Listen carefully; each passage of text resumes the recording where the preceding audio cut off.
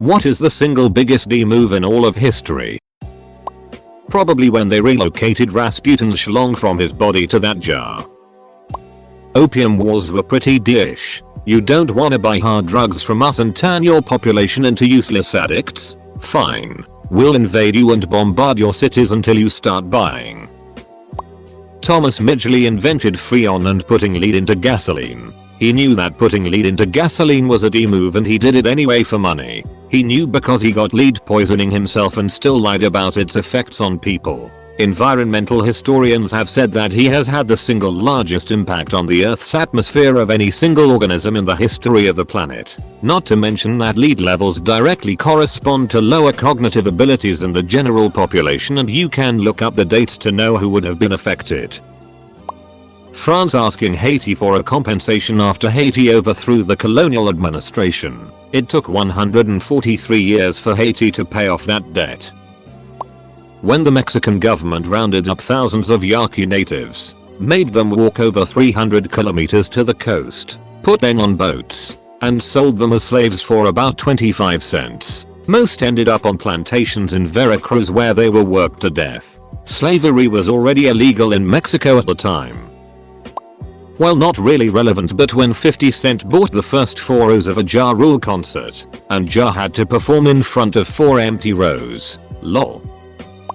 That woman scorned to kill, ducking everybody. Hang about, I'll Google it. Saint Olga of Kiev. After her husband, the prince, was tortured and murdered by dissidents, Drevlian, she got vengeance by buried alive the first messengers, burnt boiled alive the second set of messengers, had a funeral feast for her late husband which included Drevlians, and then had 5,000 of them killed. After a year-long siege, Olga said, "Give me 3 pigeons and 3 sparrows from each house." The Drevlians rejoiced at the prospect of the siege ending for so small a price. "And did," she asked. Olga then instructed her army to attach a piece of sulfur bound with small pieces of cloth to each bird. At nightfall, Olga told her soldiers to set the pieces aflame and release the birds. They returned to their nests within the city, which subsequently set the city ablaze. There was not a house that was not consumed, and it was impossible to extinguish the flames, because all the houses caught fire at once. As the people fled the burning city, Olga ordered her soldiers to catch them, killing some of them and giving the others as slaves to her followers. She left the remnants to pay tribute. It's a fine line between total D-move and badass on this one. A grave, a grave, a grave, a grave, a grave, a grave, a grave. Edit. While this blew up, went to sleep, and 22k upvotes later, I read through every direct reply and about 50% said D-move and 50% said badass. A whole slab want the Netflix show Game of Thrones spin-off. Many pointed out it's possibly not true. And finally, this tattoo, that Euparasithium is on topic and totally sweet. Those Methodica's evolving to suck mammal blood, and now we got to worry about mosquitoes, leeches, ticks, etc. The original white elephant gifting from the King of Siam. This person would give this royal gift to people he found irritating and be entertained by the recipient's failing efforts to upkeep such an animal. Why don't they just give it away, you ask? Back in the day, receiving a gift and giving it away was perceived as an insult. Go figure. And giving away a gift from a neighboring kingdom is, well, that much bigger of an insult. So no dice. Economies apparently have failed in order to upkeep a royal gift like this. Honestly, D-move King of Siam. Edit. I'm seeing some comments about giving away the elephant, killing it, or letting it die, so I'm going to clarify something. If you are given a gift, out of respect you take care of that gift, because failing to do so would be taken as an insult from the gifting party. The King of Siam knew this and, for his pleasure, gave his opposing neighbors this annoyance of an animal, an ultimatum: either fulfill the upkeep of this economy sucking, worthless elephant, or I come invade your kingdom and slaughter you and your people. Being as powerful as he seemed to be, he probably sent delegations to these provinces to ensure the elephant was still around for years to come. LPT, keep that elephant alive. Your pet leaving your room after you carried them in. Around the formation of the Persian Empire, Herodotus tells the story how King Astyages, the last king of Media, had a dream that his daughter would give birth to a king who would overthrow him. So he orders his general Harpagus to kill the child at birth. Harpagus doesn't want to kill the baby spill royal blood, so he gives the child, Cyrus, to a shepherd to raise. 10 years later Cyrus is discovered alive. King Astyages fakes being happy that the kid is alive, suggesting he always regretted issuing that order.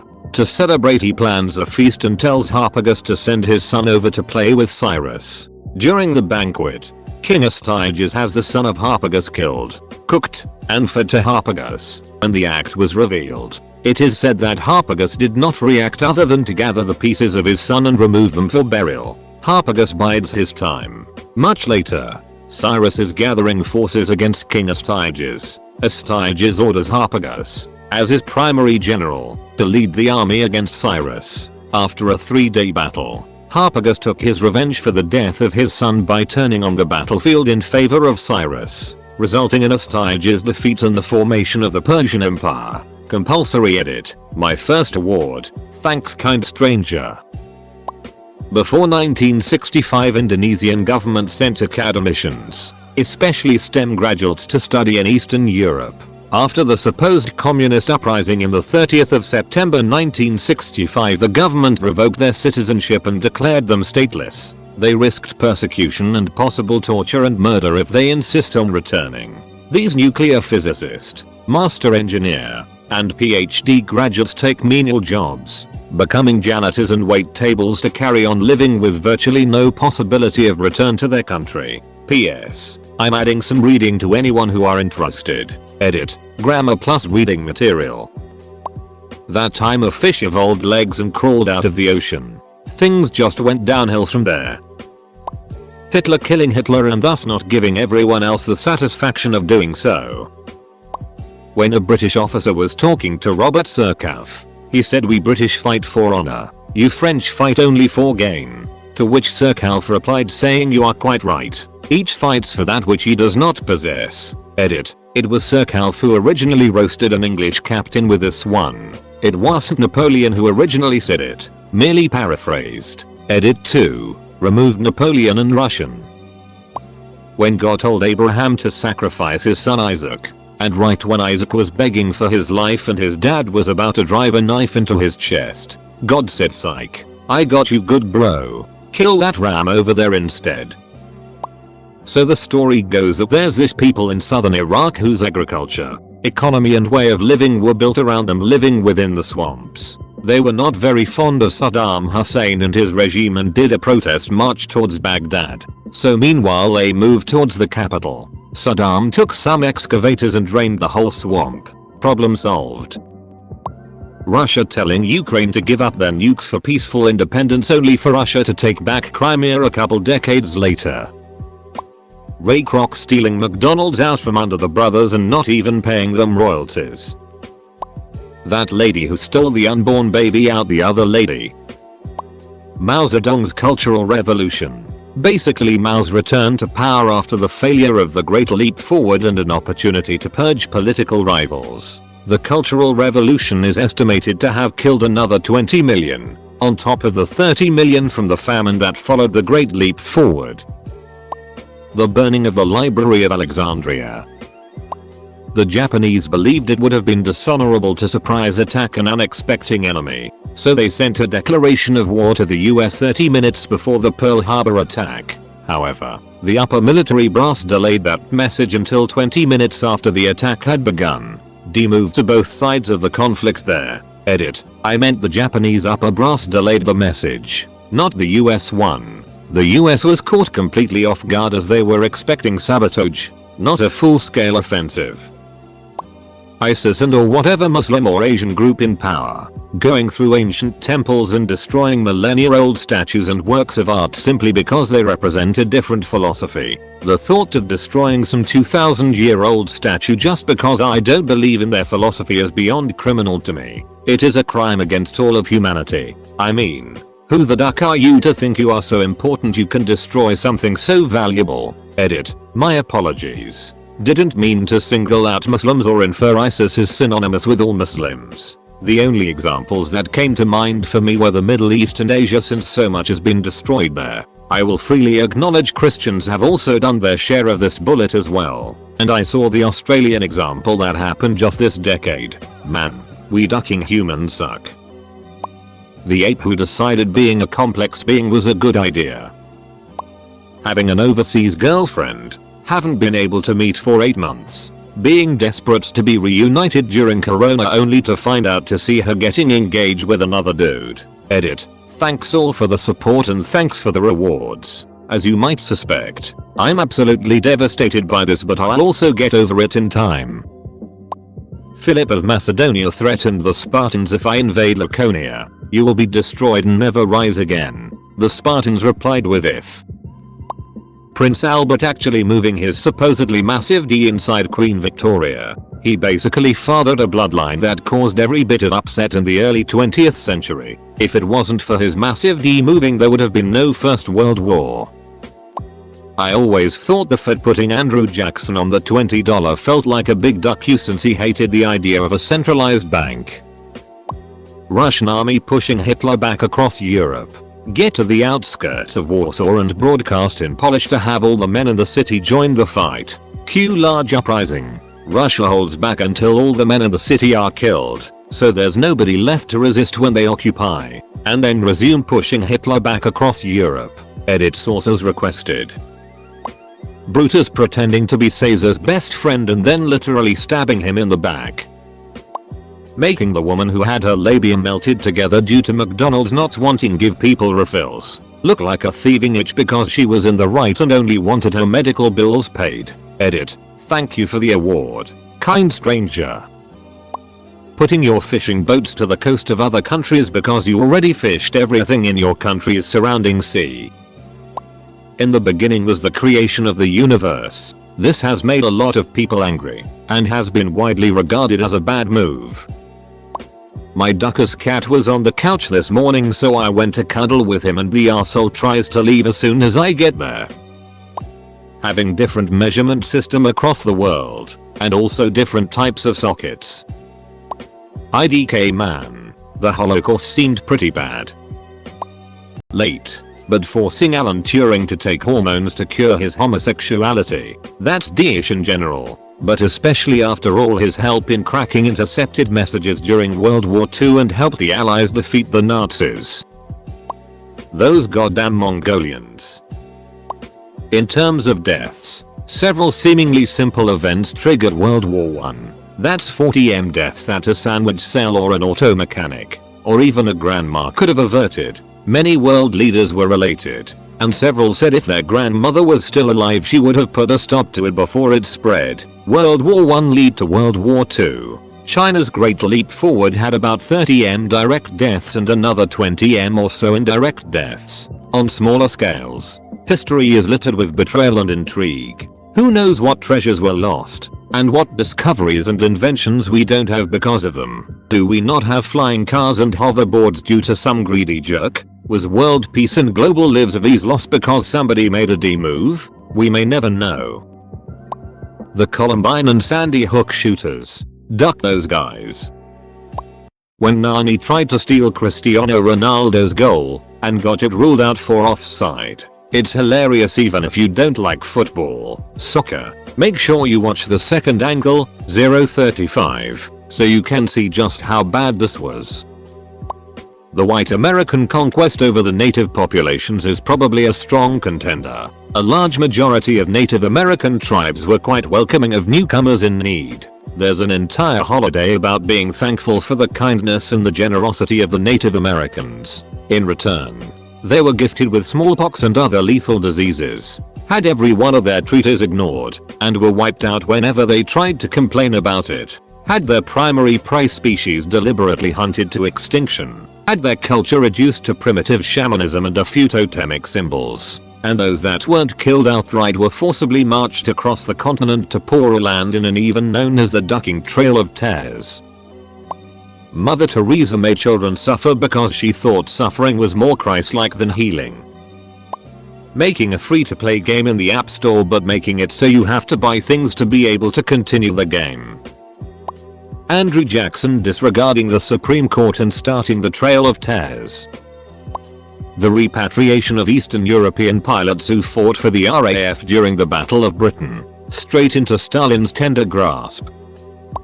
When my buddy Trevor ate my doner that he claimed was his, when I know for a fact he ate his because I was right there when we got them delivered and he ate his right away. Trevor. That was a D move, man. Apple removing the headphone jack. Typhoid Mary was a D. She had to wash her hands and could have kept cooking. Instead she runs away to cook without washing her hands elsewhere. I used to pee in the bathroom sink. France forcing Haiti to pay reparations for over 100 years until the 1950s for the losses incurred by their colonial slave owners when Haiti declared independence in the 1830s. This crippled their economy, forcing them to waste a century of trade surplus that could have been used to develop their nation. They continue to be one of the poorest countries in the world, and so far France still has yet to give much back. Whoever decided that healthcare should be for profit? Watson and Crick using Rosalind Franklin's work but not even mentioning her name in the final work because she was a woman. She also couldn't get the Nobel Prize award. Science is full of D's. The Spanish Inquisition. It was so much so that nobody expected it. Being serious though, it really was a massive one. Edit. I was referencing Monty Python. Leaving your shopping cart anywhere but the cart drop off.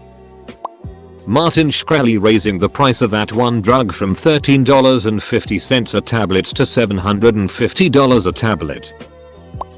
King Leopold II. Fuuak him.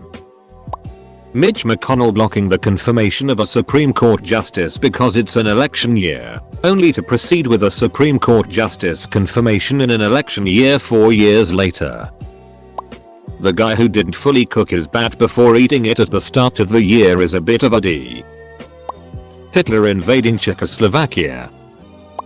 Not the biggest, but that chimpanzee that used the frog as a fleshlight was a bit of an asshole. Nazis told the Jews they would get a shower. What the newly independent United States did to the Native Americans was pretty bad. As an Irish person though, Britain's track record in Ireland is really bad.